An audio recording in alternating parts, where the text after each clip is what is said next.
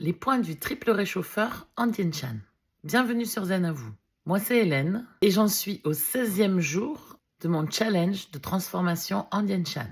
Vous êtes nombreux à avoir découvert que vous êtes aussi concernés par un déséquilibre du méridien du triple réchauffeur.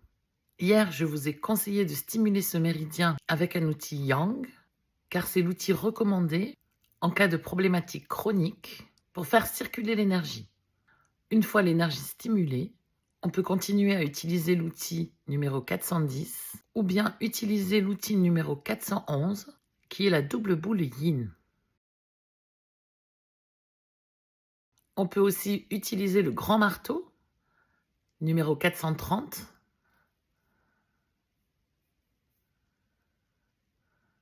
et tapoter sur tout le trajet du méridien avec son côté Yin ou son côté Yang. Nous verrons certainement dans d'autres vidéos plus de précision en ce qui concerne le choix d'un outil Yin ou Yang, mais sachez que lorsque c'est chronique, donc lorsque ça fait longtemps que l'énergie ne circule pas correctement, il vaut mieux mettre un peu de Yang d'abord et voir ensuite entre l'outil Yin et l'outil Yang, celui qui soulage le plus.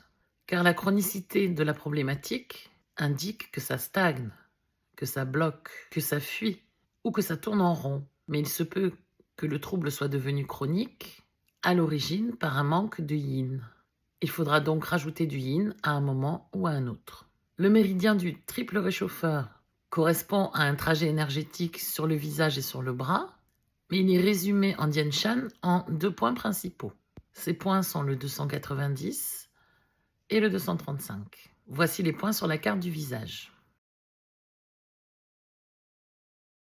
Comme toujours, si ces points sont douloureux, c'est que vous avez besoin de les stimuler. Le triple réchauffeur ne correspond pas à un organe physique, contrairement au méridien du foie ou du rein par exemple. C'est un système fonctionnel divisé en 3 zones.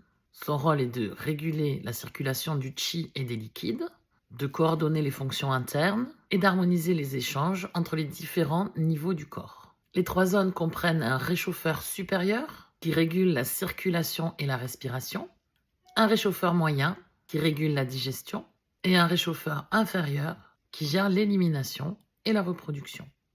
Une fois le triple réchauffeur rééquilibré, l'énergie peut mieux circuler. Je vais donc continuer mon challenge en travaillant sur mes organes internes afin de leur apporter l'énergie nécessaire à un bon fonctionnement. Je vous explique la suite demain. En attendant, testez vos points de triple réchauffeur et n'oubliez pas de suivre les consignes que je vous ai données depuis le premier jour de challenge. À demain!